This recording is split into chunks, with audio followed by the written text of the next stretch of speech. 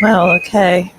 It's been a little while since I've done one of these, which is basically to look at a song and try to dissect it. And I don't know. I just thought it would be kind of a relaxing thing to do in this time period of confusion and stress. So, this is actually a song that I really enjoy.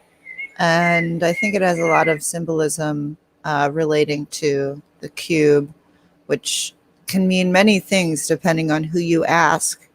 But let's actually start with the director of the music video for Shady Lane, which I didn't know this until today, is Spike Jones. So Spike Jones directs this music video, and we'll go ahead and take a look at the Spike Jones Wikipedia page because I found this really interesting, and I didn't know this. But his birth name is Adam Spiegel, and he was born in New York City, the son of Arthur H. Spiegel III and Sandra L. Granzow. His father was of German Jewish ancestry. He is the grandson of Arthur Spiegel and the great-grandson of Joseph Spiegel, founder of the Spiegel Catalog. Arthur H. Spiegel III was the founder of a healthcare consulting firm. Very interesting. So these are very well-connected people who probably know some secrets. His parents were divorced, blah, blah, blah. I find it interesting. His mother works in public relations. And so I just wanted to point out that Spike Jones, and he's everywhere. You know, he has such an illustrious, long career. And I had no idea that he directed the Shady Lane music video. So let's see. I guess we'll just move on to watching the music video on mute.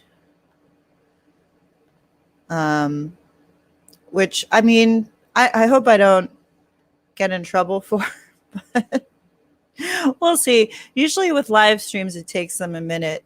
And I never get paid for any of my videos. They're all, copy. I use music or things that, would demonetize. And that's not really why I do this. I do it kind of just for fun as a thought experiment. So here's the video for Shady Lane, which I had never actually seen again before this year, because when I was listening to Pavement, this was before the advent of YouTube.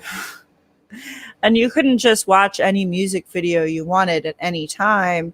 You obviously had to wait till like late at night for MTV to show some cool stuff, if any music videos at all. And then there was like M2 and, that whole cable situation, which the internet's basically obliterated. So I had never seen this video, and watching it this year was interesting for me because of reading all of this stuff about, if you get too deep into the conspiracy theory realm here on the internet, you'll get to the cube.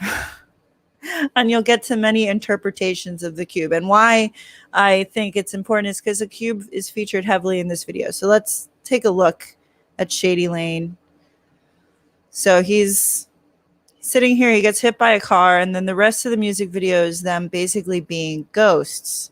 They're in front of this giant white, and he's headless, of course, because he dies without a head. They're in front of this giant white wall, which I think actually alludes to the white cube, which some people would call heaven. And we'll get into Tracy Twyman's kind of interpretations on the cube. So they're ghosts. They're walking around. At some ghost conference. And this part of the song is where it's talking about how you've been cast. Let me see if I can. You've been chosen as an extra in the movie adaptation of the sequel to your life. And so I think that alludes to a reincarnation. And they're talking about a Shady Lane and how everybody wants kind of just not to come back here, right? And I think they're, referring to the white cube of heaven. So we'll just get through some more of this, and then we'll take a look at the lyrics together. So I was just fascinated by this music video when I saw it this year because I'd never seen it, and it sort of ties so much. And I think this biker is actually wearing a mask. Can you tell whether or not he is? Because that's kind of weird if he is. This is from 1997 or something like that. So yeah, so then it cuts to like they're all wearing these sort of gray, sort of white colors in front of this giant concrete cube. It's more like a rectangle, but I still think, the imagery holds. And it's probably some kind of monument of some kind. I didn't look into where they shot this. I probably should. It's probably some sort of art installation somewhere, some public art or memorial. If this looks familiar to you, chime in. So they're all here and they're sort of in the afterlife, joining each other in their Shady Lane. There's someone doing some Tai Chi or something in the corner. And then it's all the memories, right? Because your life is memories. And if you're in some void, some afterlife, all of these memories will be gone, erased. There's no time or probably pain in that kind of afterlife realm. Definitely no time. Blah, blah, blah. He's on a bike, some cute, like, haha, we're at a gas station type of thing. Playing in front of this wall. I think that's really enough imagery from the music video. I think it's just like things that they repeat. Then there's, someone eating breakfast, and it's very like early Spike Jones. It would, not knowing that, I do recognize his style here. And I had no idea that he was, in line for like the Spiegel fortune or whatever. And his dad's a really successful guy as well. And so let's move on to just Stephen Malkmus, who wrote the song Shady Lane and is the lead singer of Pavement. The Cube. Oh, don't worry. We'll get back to the Cube in a little bit. It's just imagery that features heavily in a lot of conspiracy related topics out there on the internet. And it's also appears in a lot of different religious contexts. And we'll get into what Tracy Twyman thought of the Cube towards the end of this video. So we'll get to the Cube. Don't worry. So let's see. So we'll get into who is Stephen Malkmus, just really briefly. I find it really interesting that these guys, they're sort of like if it's true that we all get a lotto ticket, they're kind of like born into these, sort of privileged, to use the parlance of our times, situations. He's more upper middle class than I'd say Spike Jones is. But, his father was a property and casualty insurance agent. He attended this really interesting school, which apparently is really selective. And, he's just sort of this classic slacker 90s guy. He went to the University of Virginia, which I find kind of interesting, and he majored in history. So I think he would know a lot about the cube imagery in a lot of religious contexts. And I also think this is interesting. He was employed as a security guard at the Whitney Museum of American Art. We know there's a lot of connections in the art scene. These people they operate on a different social level than you or I.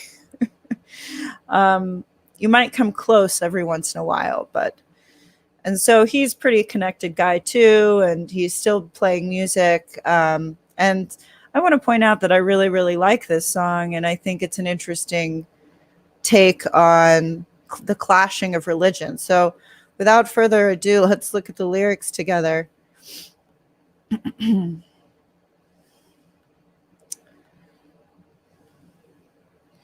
right, so it starts out talking about having a blind date and what they had on the blind date, and they split the blind date.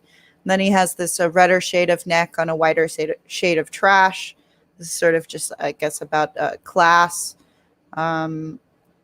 and this emery board is giving me a rash. I think this is more of the first few lines here are kind of just fun.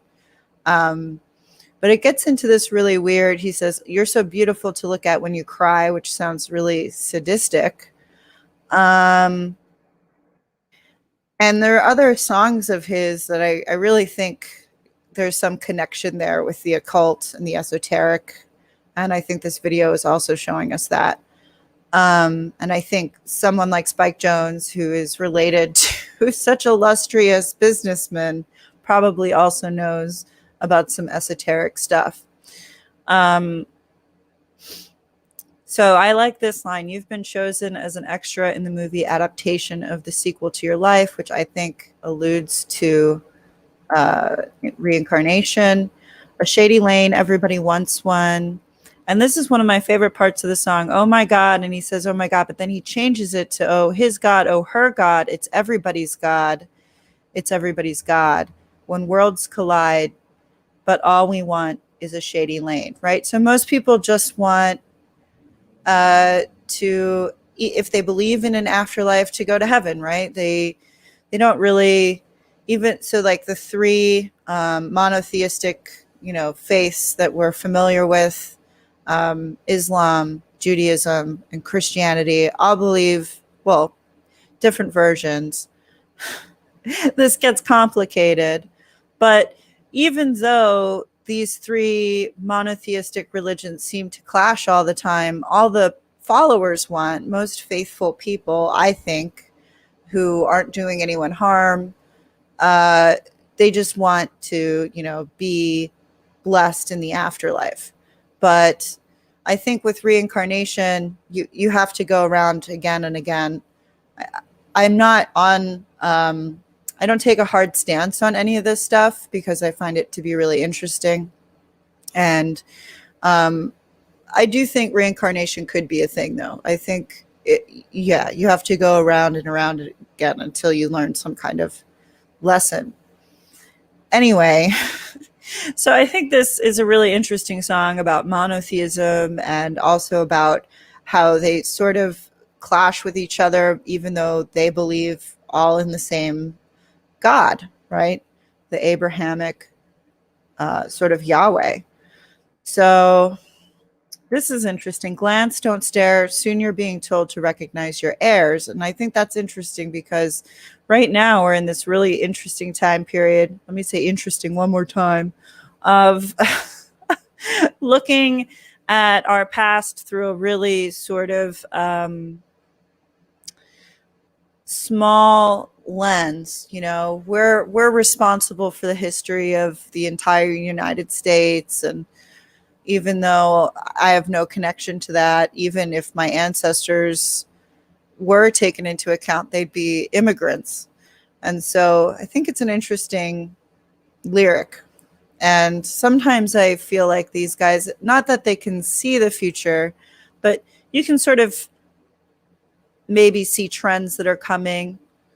I don't know. It's up to you what you decide, what your interpretation is. That's why I like these things too, because I think you can interpret song lyrics in many different ways. And he's saying, no, he's standing out. He's actually more complex than that, right?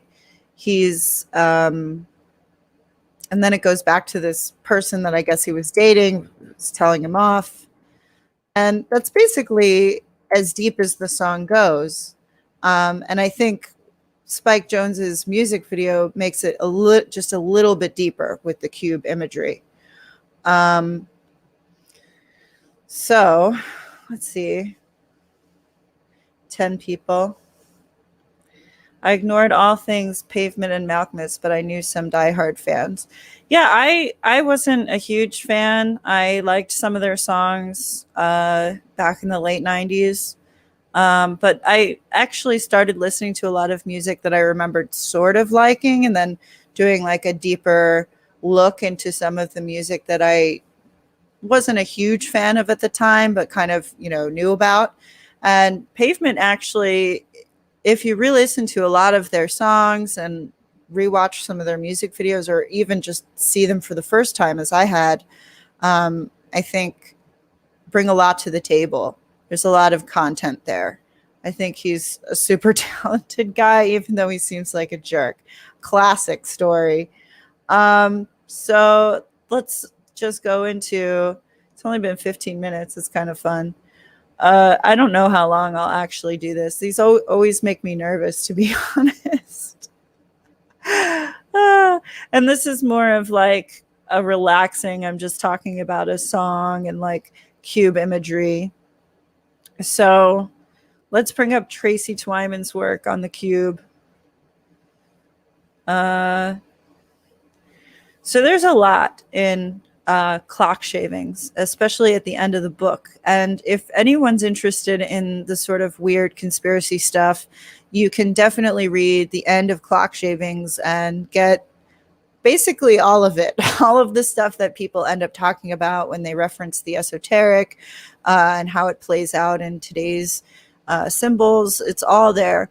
So I mean, I can find it online. You probably can too.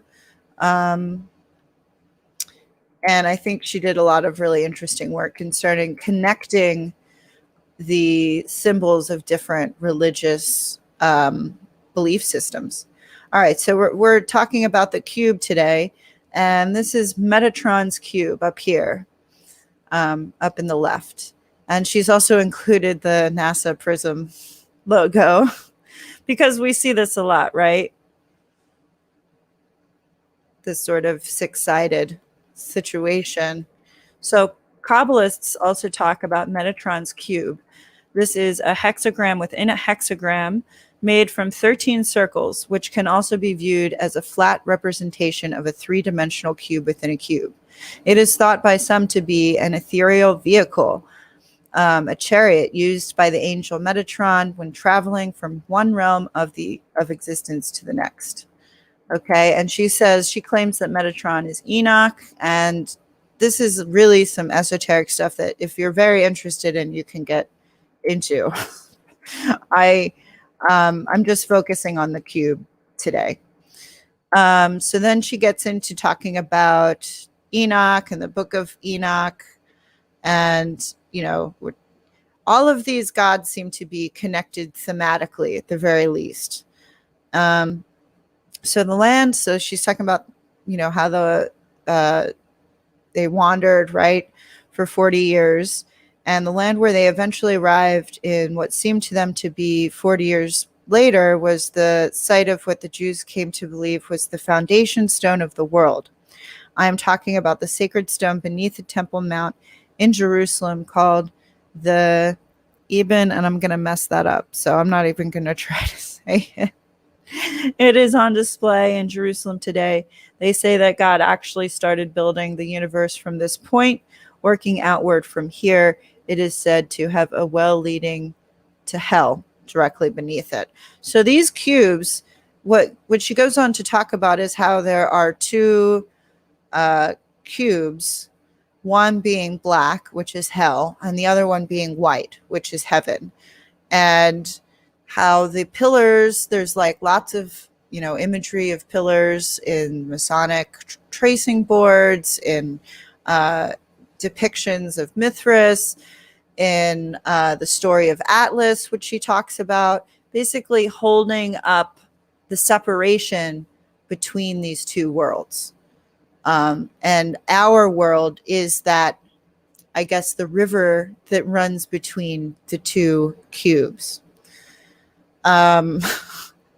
So if you're not here for the esoteric stuff today, then, it's probably a good idea to tune out, because this is not about any of the stuff that I talk about concerning transgenderism, although you can say that that is perhaps a formation of the divine androgyne, the combination of Samuel and Lilith. Lots of speculation around that for people who are fans of this kind of stuff. What else did I want to cover? So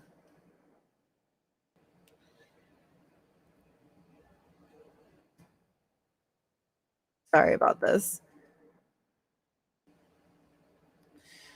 So she feels like the kingdom of heaven is often described as a cube, um, and of the new world. And so there's a lot of conspiracy around this, and people sort of building portals, because if you collapse time and space together, which I guess is collapsing the two cubes together, you basically would get a portal to start kind of a new world. Um, and she postulates that the arc is actually one of these sorts of portals. And you can see stuff like this depicted in a movie like Stargate. They show this stuff to us all the time, even in Pavement videos directed by Spike Jonze, which I'm not even surprised at this point, because Spike Jonze is a Spiegel and he's a very well-connected guy. We don't know any of these people's names by mistake. So you can really get into this if you want to. I'll just leave it here. This is what she postulates. Because Cain and the woman are in chaos outside of the real cube up above, they are unreal. Reality is defined within that cube by God and his image, man. But the fallen are attempting to rise. They want us to be the ones to become unreal while they reap all of the wealth or reality. Not only that, to let them out of their prison just so they can make us switch places with them. This is what happens to Christian Rosenkreutz in The Chemical Wedding. Having accidentally stumbled upon the naked Lady Venus lying in a death-like sleep in her tomb, the title character then becomes same difference, obliged to guard her chamber forever. Meanwhile, the previous guard is finally allowed to leave, and she talks about Atlas here. One of the characters present at the scene is none other than Atlas, who works for the royal palace where the wedding is taking place. This makes the symbolism clear. The castle is the world mountain, and I've talked about this before. This features heavily in her work. The access pole that holds heaven apart from earth. Atlas was freed from his burden by Hercules, who replaced him with two pillars, like Jachin or Boaz of the Freemasons, featured on their tracing boards. She says, I suspect that those who are imprisoned in the regions below are constantly working to inspire their chosen genius few among us, certain scientists, artists, writers, and philosophers, to penetrate God's secrets of creation. In particular, they want somebody to learn how to build one of these alchemical arcs and open a gateway to where they are. So here is a picture of Noah's Ark and a picture of CERN's Alice logo. And lots of people think that CERN, they are trying to smash atoms, right? So lots of people think they're trying to open up a portal. I think it's very interesting, the whole CERN situation. Just because we can, should we? This is a question I often think about. Right, so we'll just, here's something about Aleister Crowley. In his book for Ceremonial Magician, Aleister Crowley wrote that the altar is connected with the Ark of the Covenant, Noah's Ark. He also described the ideal shape of an altar for a magician to use, something he picked up from the Hermetic Order of the Golden Dawn. He wrote, the altar is a double cube, which is a rough way of symbolizing the great work. For the doubling of the cube, like the squaring of the circle, was once one of the great problems of antiquity. The surface of this altar is composed of 10 squares. The top is Kether and the bottom Malkuth. The height of the altar is equal to the height above the ground of the navel of the magician. What Aleister Crowley said to do is to put one cubic box upon another and then place the ritual elements on the surface of the one on top. Sorry. Now on the diagram of the tree of life used in the Jewish mystic system known of the Kabbalah, the geometry of the paths between the spheres of existence forms two stacked cubes. Masonic writer Albert Mackey, in his book Masonry Defined, wrote that the architecture of Masonic lodges is based on the double cube. The square form was esteemed by our ancient operative brethren as one of the greater lights and a component part of the furniture of the lodge. The double cube is an expressive emblem, of the united powers of darkness and light in the creation. Basically, alchemy, bringing light and dark together, the whole duality situation to create something new. As we know, the inner sanctum of the tabernacle of the Israelites was a cube. And she talks more about the Golden Dawn. And also we know that one of the most famous cubes is the Kaaba over there in Mecca. The cubic foundation stone in the underworld is the city of Enoch that came built in Nod. Enoch means inaugurate or dedicate. Typically, whenever they erect a new edifice, stonemasons lay a cornerstone to dedicate it. This is the symbolism that applies to the cubic stone down below. Outside of this cube, as Cain has told us in seances, are the prisoners of hell. This may explain why Eliphas Levi's depiction of Baphomet shows him seated on a cubic stone. So we see these cubes all the time, everywhere, in a lot of different traditions, and I think that's very interesting.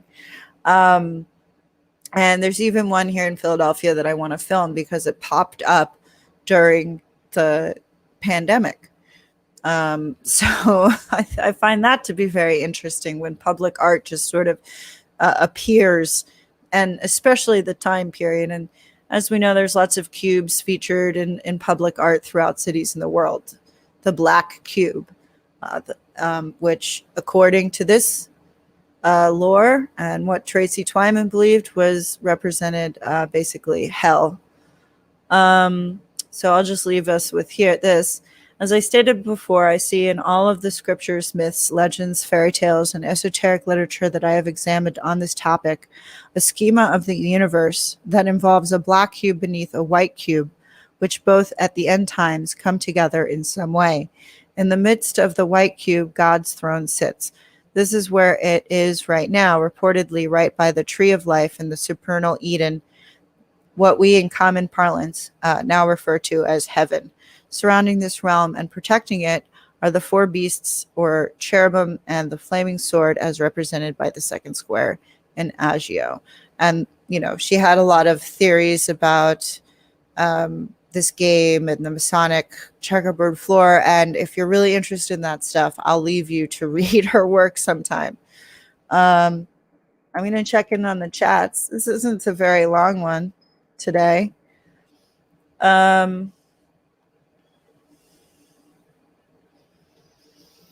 Black Cube, fine, upstanding private intelligence company. LOL. Yeah, they're everywhere. So it begs the question as to why the symbolism is constantly used. Because they're, I remember when Britney Spears and Madonna and Angelina Jolie were all doing, yes, me too, Kabbalah years ago. Are they still into it? I'm not sure, but I totally remember that, Madonna wearing the sort of red bracelet that they all wear at some point. When I learned about the Cuban Mecca, I was very confused. Look, iPhones have an emoji for yeah, and this is something that you can explore on your own. It's fascinating stuff. It gets into some really strange territory, so be prepared if it's something that you decide to get into. And I guess I'm just going to leave it there. If you have time, listen to the song Shady Lane. I think it's a very pleasant sort of indie emo rock song. And I enjoy it. And I think Stephen Malkmus and Spike Jonze knew exactly what they were doing when they made that music video featuring a white cube, symbolic of heaven, basically. There's a David Icke video on the black cube of Saturn. Yes, it really is. I mean, this is one of those things that, you could go on and on about and into, and it's really never ending. But I think Tracy's work here was sort of the most succinct that I found and the most believable. So if you could get your hands on Clock Shavings, I recommend it if you're into the esoteric, esoteric, the esoteric at all. Highly recommend Clock Shavings, where she basically, if I could write a screenplay about it, I totally would. It makes for such a great screenplay. Like, she basically creates her own Ouija board and talks to Kane and Baphomet, and a lot of mysterious things happen to the people that are in her group. Lots of deaths and things like this. It's a very spooky story. Her life was fascinating. So I will leave it there, and I hope everyone's having an awesome time doing whatever they're doing, and I'll see you in the future.